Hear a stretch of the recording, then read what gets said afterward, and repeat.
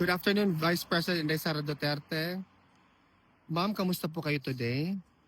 Okay lang ako today at magandang hapon sa lahat ng mga kababayan natin na nandito ngayon sa Duterte Street sa Den Haag at sa mga kababayan natin online na sumusunod araw-araw sa pagbibigay suporta kay dating Pangulo Rodrigo Duterte.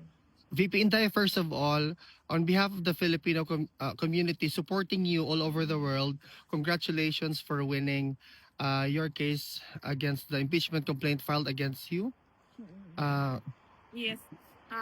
Unang pasalamat ko sa Diyos, sa Ginoo ra na tanan, saka nato na tanan sa Ginoo. Pangalawang pasalamat ko ay sa mga abogado na nagtulong-tulong para questionin yung pag-abuso ng proseso ng impeachment ng House of Representatives. At pangatlo ay yung pasalamat ko sa lahat ng mga kababayan na patuloy na naniniwala at nagtitiwala sa akin. Ma'am, alam ba ni former president na nanalo ka sa kaso mo? Hindi ko binabanggit sa kanya yung mga kabahin sa ako ba? Okay. Hindi ko binabanggit sa kanya na may nag-file ng isang impeachment, second impeachment, third impeachment.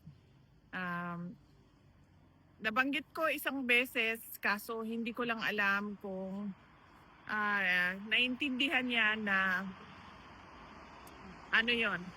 kaparte yun sa impeachment, questioning the impeachment. Kasi isa siya sa mga abogado doon. Maalala niyo, isa si President Duterte sa mga pumirma doon sa petition na sa Supreme Court. Noon, matagal na yun, nabanggit ko. Kanina, hindi ko na binanggit sa kanya yung denial ng motion for reconsideration doon sa kaso dahil ayoko na pag-usapan yung impeachment. Okay. Mas mabuting pag-usapan na yung mga ibang bagay na mas may relevance sa buhay natin at sa bayan kaysa yung sa impeachment. Hindi na lang siguro ako magtanong, ma'am, kasi may follow-up sana ako sa impeachment. Hindi ko binanggit sa kanya. Okay. How about, ma'am, knowing that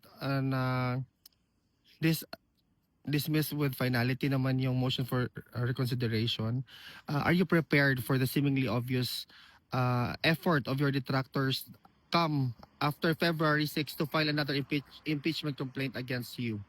Yes. Yung mga lawyers, they've been preparing, or they were hired as early as fourth quarter of 2023, the moment that one of the members of the House of Representatives announced that they will file a case against me. At nakumpirma ko yun sa loob ng opisina noon ng speaker noon.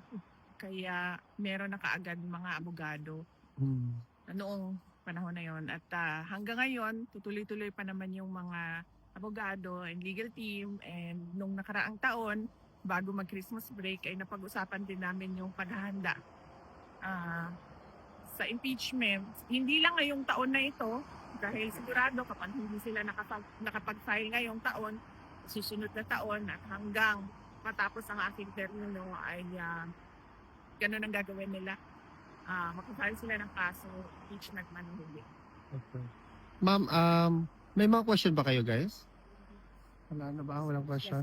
Ma'am, do you have a message na lang sa mga kababayan natin na talagang sobrang nasiyahan, including myself, for this positive development? Hinay-hinay lang sa celebration.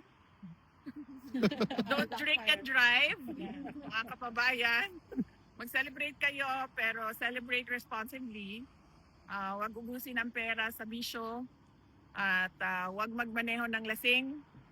At kung maaari ay dyan na lang kayo sa mga bahay ninyo mag-celebrate or mag-celebrate kayo online. Mas mura yon. Internet lang ang kapital ninyo. Data lang.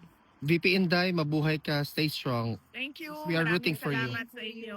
Ang ano ko ay wish ko talaga lahat para sa bagong taon ay paulit-ulit naman yon. Good health and happiness para sa inyo. Thank you, VP. Bye.